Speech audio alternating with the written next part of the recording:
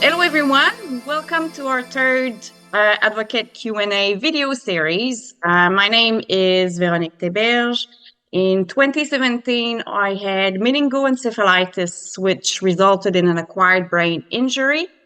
While navigating the ups and downs of brain injury recovery, I eventually joined the SameYou team as a volunteer, and I now am their digital campaign coordinator. Some of you may be familiar with SameYou's SameYou and how they came to exist. If not, let me give you just a really brief summary. So essentially, SameYou was co-founded by Emilia Clarke, who experienced 2 brain aneurysms during the filming of Game of Thrones, and her mom, Jenny Clarke. So the charity was launched just a little over 4 years ago. And in the first 4 years of existence, SameYou has founded groundbreaking innovative research into new therapies and recovery program with key partners such as Spalding Rehabilitation in the US.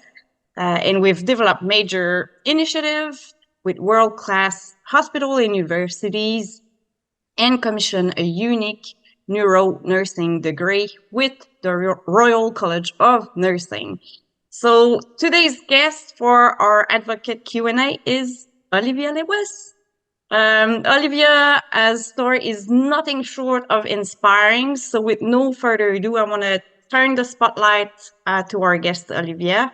And Olivia, on behalf of the whole SameYou team, I'd like to extend a huge welcome and say that we are really excited to have you on board as a SameYou advocate.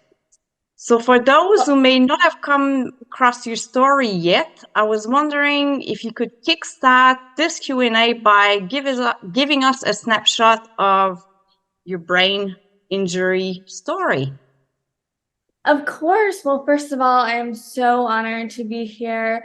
Like you said, I'm Olivia, and I had a massive brainstem stroke at 21 in 2018. This in turn left me with locked-in syndrome. So locked-in syndrome is a really rare neurological condition that paralyzes every muscle in the body except for the movement of the eyes. But it leaves cognition fully intact. I couldn't move.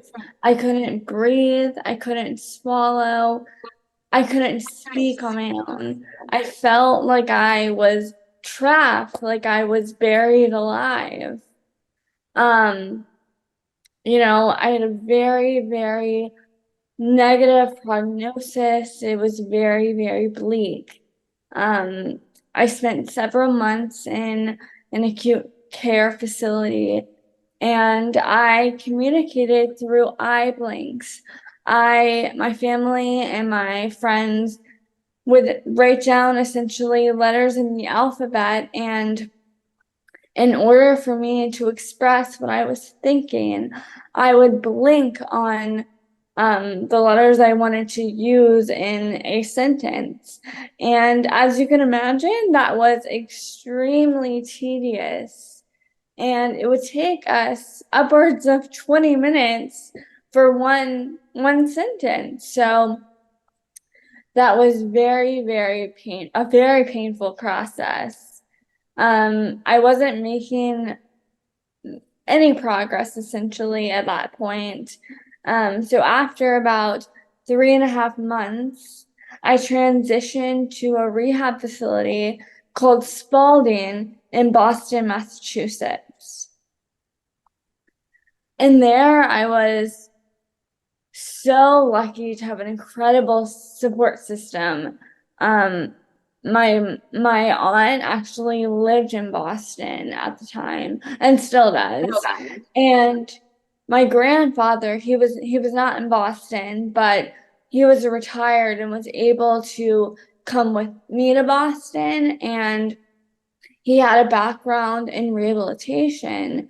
So he was able to, through his own research and his own background, was able to kind of work on exercises with me outside of what we did in therapy.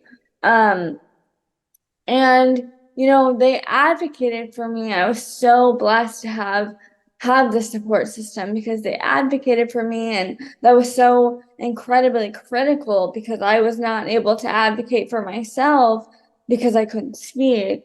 My mom also specifically would deal with the insurance company, and she wanted to really give me the best shot of recovery, and the insurance company fought her pretty much all the way around, because in their mind they already made their minds up about my recovery when essentially it hadn't even begun to get started. um my progress again was painfully slow, and there were so many negative opinions that surrounded me. And I got to a point where I had two options. I could either, throw in the towel and let things lie, literally, or I could try to do something about my situation and see what was possible. And so I decided to give it everything I got and see what I could, come up with. And through very, very small movements, minuscule movements, they all added up, and day by day, I got to where I am now. Wow. I mean, like it would have been so frustrating, like when you can't communicate, you can't move, like you were saying, for yourself. And how was your family, managing the whole situation as well? I mean, it was very challenging for them. I luckily did have family that did, like I said earlier, had a background in rehabilitation. My mom was a rehab counselor. My grandfather had a background in physical therapy and other rehabilitation. And they, again, were able to maneuver the health system a little bit differently than maybe the average person going through it because they, this was their day to day for their career. So that definitely, aided in my recovery process because they were so knowledgeable about the system. But emotionally, they had to just kind of push through. They weren't at a point where they really could feel those emotions because they knew they had to be there for me. So they kind of shoved them to the side and just did whatever they could to help me push forward. How old were you when all that happened again? Sorry. I was 21. I was a senior in college. Wow. Okay. So whole life, like literally turned upside down, like in an instant, right? Right, right, overnight. Yeah. It's interesting because I guess just as a segue here, one of the program that we're funding, SameYou, is with Spalding Rehabilitation, actually. So there's a research project on resilience in young adult after brain injury. And I mean, you embody what resilience is. I'm sure it hasn't been easy, like that you would have had your struggle, but I mean, you've come a massive way, a massive way. I've seen some of your um, videos on Instagram and TikTok, and they're just so inspiring. Your willpower to move forward is really amazing. So, in terms of support, like because you said there's been a point in time where I decided that I was gonna give it everything that I've got. Um, how was that embraced by your support network? Very, very early on, so my community rallied around me. So my hospital room was like a revolving door initially. I had friends come to visit almost every 15 minutes. It was crazy. And my family also was by my side every single step of the way. I mean, I would have family members that were like shift workers. They would come in for the day shift for the 12-hour day shift. And then they would leave when the day nurses left. And then another family member would come in for the night shift and stay with me all night and help me with feeding and help me with toileting and all of that. So it was really, really, really impactful to have so many people behind me, to know that someone was always there, to have, again, my friends, coming so much, and to have my family, right there with me whenever we had to talk to the doctors or anything. I knew that they were going to ask the right questions, that they were going to be the best advocate that I needed. That's amazing. And how long did you stay at the Spalding Rehabilitation Center for? And I guess the second part of my question here would be for someone who's not familiar, with the level of rehab that you were having, how many hours per day would you say you'd work on your rehabilitation program? So, this is a tricky question because it really did change. Um, I was at Spalding for inpatient rehab for about 3 months, and I did make some progress there, but I did not, I essentially I was not able to do much on my own when I left Spalding. I did primarily the most of my recovery outside of Spalding. And that's where I really worked hours upon hours a day on therapy exercises and also just rest. And I really healed during that period of time. But I noticed my progress really shot up after those 3 months at inpatient rehab. And I went into rehab thinking that after in rehab, I would make the most progress and then my recovery would be over.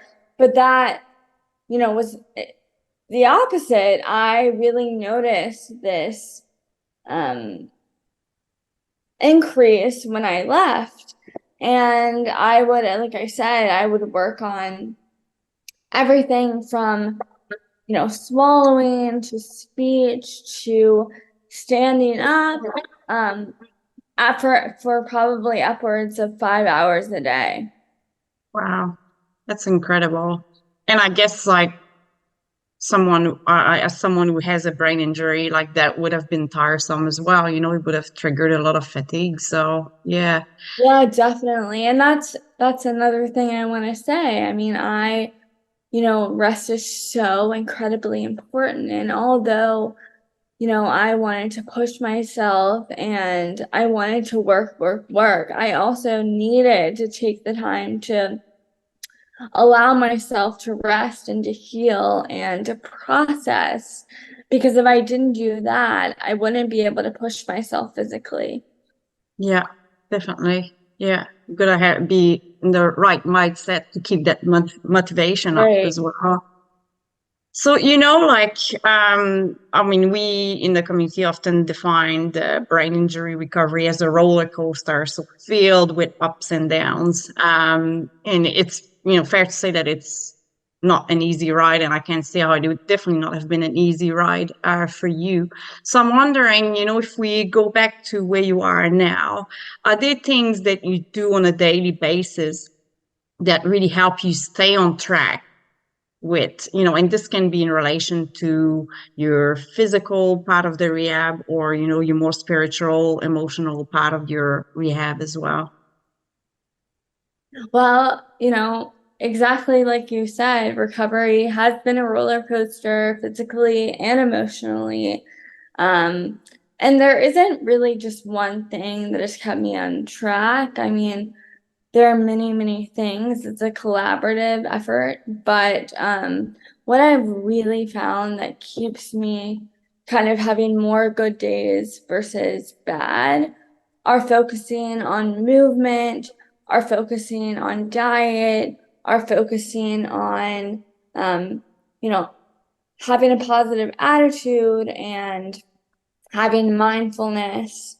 And I do that by meditating, by journaling, by taking a walk, by, even if I don't have that much time that day, I tried to squeeze in a 15-minute yoga video online. Um, and also, again, like I was saying, the food that I eat, I really try to focus on eating real whole foods that give me the energy to fuel my body, that help me have mental clarity. I try to overall, though, reduce, my toxic load, um, whether that's, with cleaning products or beauty products. But all in all, I just have to focus on my overall health, and that comes with the choices I make every single day. Yeah, yeah, definitely. Yeah, I definitely understand. And all those little bits and pieces they do, Right. make a difference in the end as well. And it's interesting when you talk nutrition because it's not always, one of the first thing that pops to mind when you think of rehab and managing your health in the context of brain injury recovery. But definitely align with you that nutrition can play a massive part in maximizing how our brain functions. So it's good Right. to see that you've had also experienced that, from your personal Right. experience. Yeah, I Um, definitely have noticed. I'm sorry to cut you off. no, I no, was you're just gonna good. say really quickly, I definitely have noticed the biggest effects, linking diet to the way my brain works. I have noticed that I really have to eat those whole foods, eat those healthy fats to help my brain to function, to have less brain fog, and again, more clarity. So, In energy, yeah. I guess like I was wondering as well because I mean I'm always in awe when I watch your videos and how far you've come. Like it's really impressive and credit's all yours, by the way. I was wondering if there's any short-term or longer-term goal or aspiration that you're working towards that you want to share with us if you feel like sharing with us. yeah. So, like I said, I was a senior in college when I had my stroke, and I was studying advertising at that time. And I actually did end up going back and finishing my degree, so in advertising. But as I've been out of school, I've decided that, I kind of want to pivot. I don't really see myself in advertising any longer. And something I really am interested in is rehab counseling. I would like to do mental health counseling with a focus on individuals who are going through physical trauma or brain injury, or or somewhere on their rehabilitation journey. Um, and then longer term, I would really love to write a story or a book about my journey. I feel compelled to share the complexities of my diagnosis, prognosis, and recovery in hopes, I can shed light on the process and help others going through similar circumstances push forward. Yeah, oh, it'd be very inspirational because you've essentially defied the odds, right? Like you were saying Right? earlier in the Q&A that no one thought that, or seemed to give you the credit that you'd get to where you are at now. So that in itself is offering a lot of hope for people who may be in a similar situation. So it'd be really interesting for sure.